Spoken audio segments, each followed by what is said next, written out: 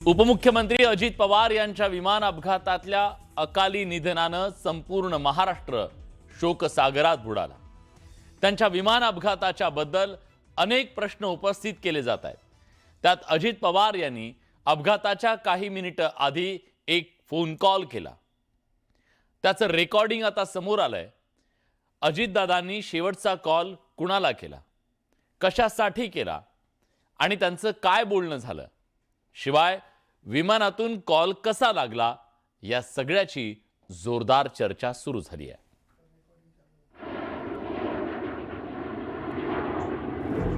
Hello hello, दादांचा तो अखेरचा call.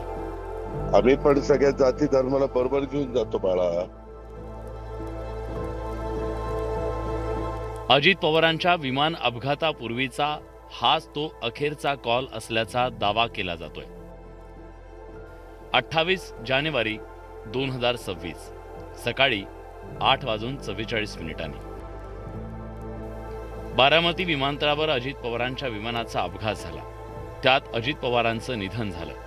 पण या अपघाताआधी अजित पवारांचं फोनवर एका व्यक्तीशी बोलणं झालं। ती व्यक्ती म्हणजे श्रीजित पवार असल्याचा दावा केला जातोय।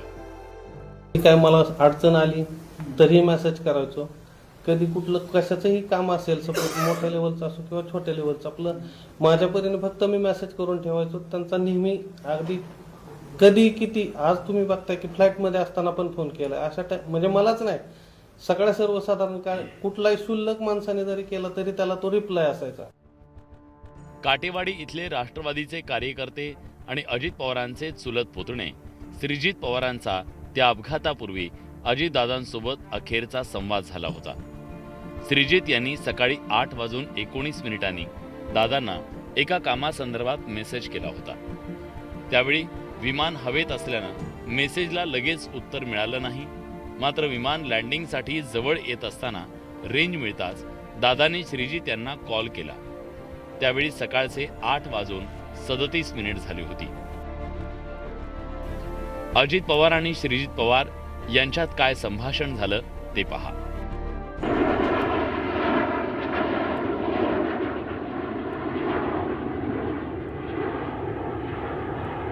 हॅलो हॅलो, अरे बाबा, दिगंबर दुर्गाडे गेले अनेक वर्ष माळी समाजाचा माणूस, अख्ख्या जिल्हा बँकेचा चेअरमन मी केलेला आहे, अख्ख्या जिल्हा बँकेचा। ही बँक तर एवढी तुम्हाला माहिती नसतं, काही नसतं, काहीतरी।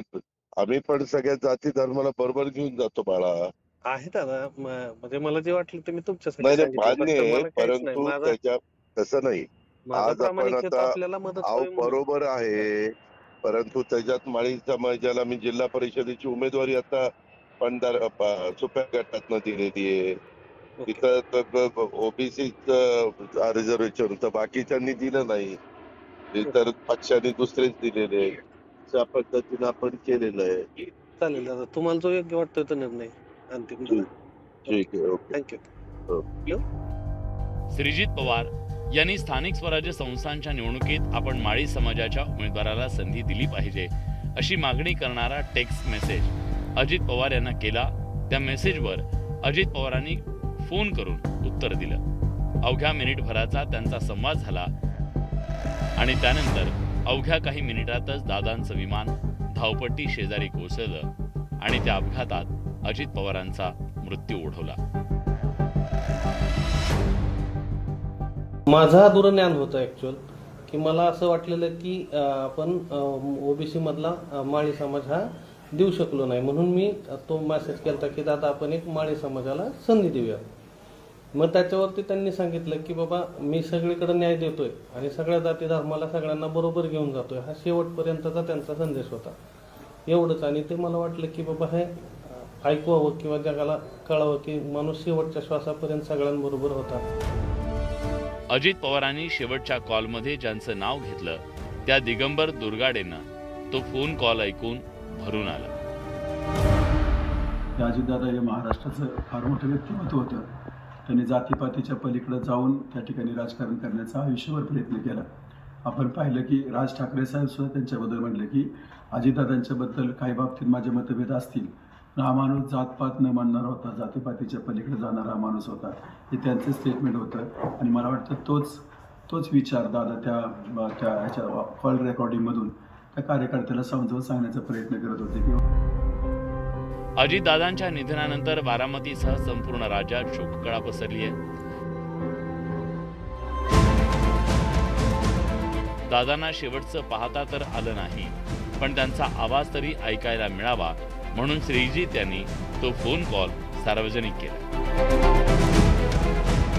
अजित पवारांचा कामाचा व्याप आणि शेवटच्या क्षणापर्यंत ते कार्यकर्ते आणि पदाधिकाऱ्यांच्या संपर्कात होते, हे यातून अधोरेखित झाले.